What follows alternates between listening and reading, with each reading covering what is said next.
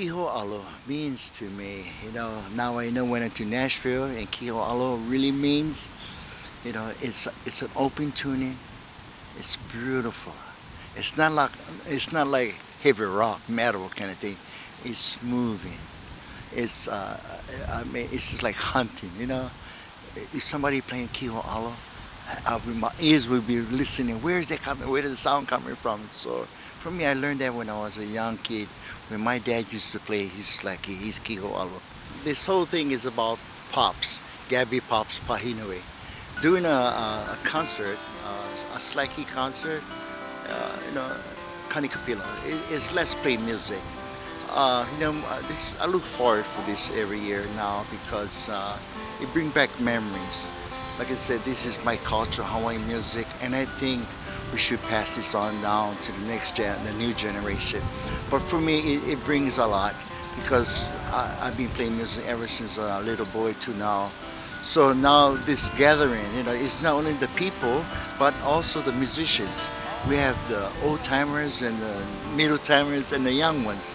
So this is something that we should continue doing this. And because I love music, and people in Waimanalo, they love this music. They honor my dad, and like I say, we're gonna be performing at the Pavilion, which our mayor Frank Fossey at that time dedicated Pavilion to my father. So ever since that time, we started to do concerts for Pops. And like I just said, it's been years and years, but it's so happy to be doing this again. And be playing with some good friends like Palani Vaughn, Dennis Kamakai, Jerry Santos. It goes on the Kalima family, Jesse Kalima, Albert Kalima, and many other groups. We took Hawaiian music all over the United States. And also, I took it to Europe, France, Switzerland, Germany, Belgium. Took it to Canada, took it to Japan, took it to Carnegie Hall, took it to Nashville with Chet Atkins for 7 years while he still was living. The old way back, the tuning is not supposed to be shared because it was couple kind of thing. But for me, I learned my dad's tuning, and I share my tunings. But I think my father would be proud that I'm doing that today because why? If we don't share it, it will die. So this is so important that I'm doing this. The opportunity that my dad opened the doors for me and many other entertainers. Today now is Hawaiian music is there. Not only Aloha, it's Hula, it's music, it's namele, it's everything now. And now I'm so happy that I'm part of this today.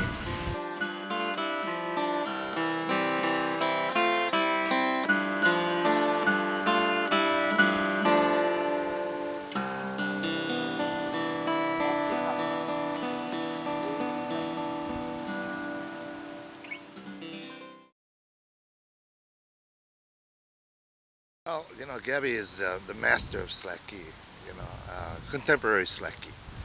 He was the father of the bridge between what was considered traditional and with his innovation of tuning and playing, he brought it out of the traditional world into the more contemporary sound you hear today. And he was a legend. One of the few people I knew that had a perfect pitch. So every time he'd hear a guitar out of tune, well, he'd point you out.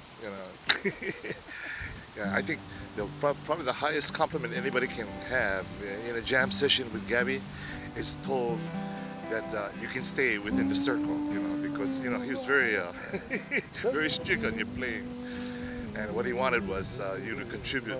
We had that jam session thing. It doesn't have to be perfect, just the idea, right? So, some other young players and I, and with Cyril and everything, we learned from that. Well, Kiho'alo to me is the voice of the past. I learned from my grandfather, and I remember Uncle Raymond Kane used to say that when we play our music, our Kiho'alo, we're not playing for the people that are outside the audience, but we're playing for all those who have passed and all those who have gone to the next world, and they're all looking at us, And that's who we honor each time we play is Kiwalu. So that's the kind of music it is. Very, very deep, and it has its own genealogy, depending on your teacher. Well, I was still in high school when I heard Plani. He was his first group with the Sunday Manoa, and it was that sound that with Cyril and Peter Moon, and he just had modern. I call it folk rock Hawaiian. That brought the young generation into that field, because at that time it was the beginning of the Renaissance, and we're trying to find an identity in our music. But it was people like Cyril and Peter and Polani that brought the younger generations, younger than them, toward Hawaiian music. Because I was a rocker, I played rock music. And when I heard that, I said, man, this is something new. It's a whole new sound, it's a whole new direction. And I said, well, goodbye rock and roll, hello Hawaiian music. Well, the history of Kiho'alu is pretty simple. It came from the Mexican vaqueros who came over from Monterey, California. They landed on the Big Island. That's why we call the Big Island the home of Slaki, because see, with the coming of the vaqueros was the first time Hawaiians heard the sound of the guitar. So it was quite an introduction to different type of music, and of course the yodeling, the high falsetto that some of these vaqueros would sing their folk songs from California, and so it was the beginning, I would say, of the root of what we know as Hawaiian music today.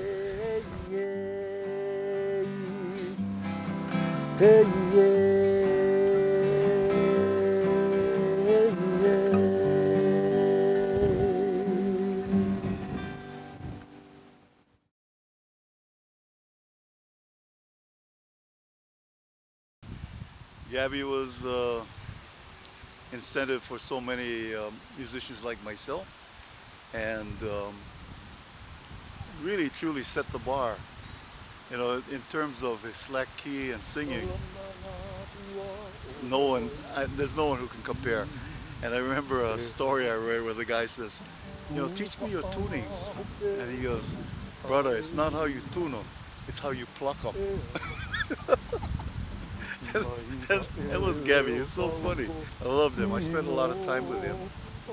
We actually played together in Waikiki. I'll always remember those times. They were wonderful times. And when I first heard him, he was playing strictly slack key, kiho'alu. And he had that Hawaiian style of singing, the ha'i-ha'i, leo ha'i-ha'i, which is the equivalent of in country music or the yodel that Swiss singers use. Hawaiian music was particularly unique in that regard, and he was really the spirit, I think. He influenced Don Ho. Don always reflected on Gabby. It was always this high level of respect for Gabby Pahinui, and rightly so. Kiho'alu is really for me, it's the heart and soul of Hawaiian music. Prior to music, the Western lyrical style being introduced to Hawaii, our people, our kupuna, our ancestors were chanting oli or chanting to accompany the hula. But the slack key, as I was told, replaced the drumming or the ipu. So if you listen to how we would call it olapa, boom, boom, boom, boom. And it's the same thing with slack key. Slack key has the bass line, and if you listen to the pure slack key players, that's basically what they do, is the olapa. So to me, that's the heart and soul, because this carries us, it's that bridge between the ancient sound and musical styles into the new wave of music. So.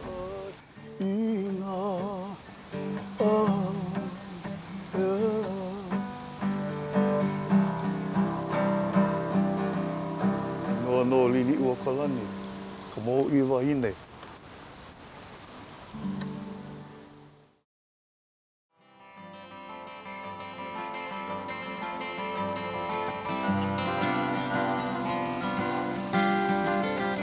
Uiha no paha oe ka aini a ka manao ho'okai mapuna leo uwalawa I ka makemake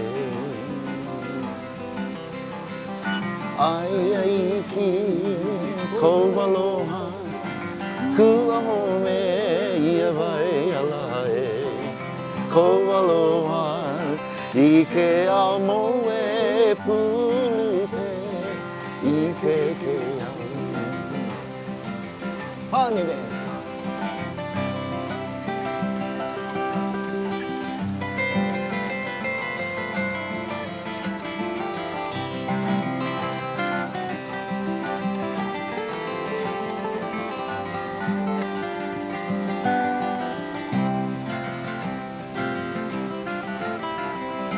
Uaike no paha oe ka aini a ka manao ho'okai mapuna leo ualawa I ka makemake ai ki kou aloha kua home ia vai ala Kou aloha I ke ao moe pulupe I ke lava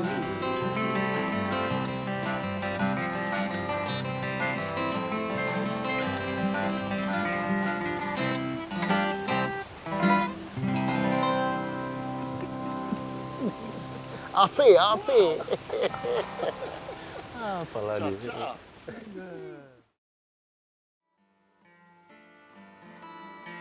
I ke kai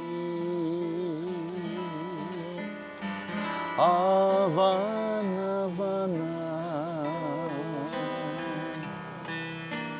e o lelo mai kahiko mai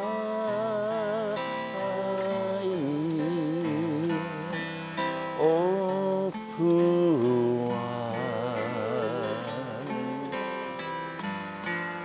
Kaili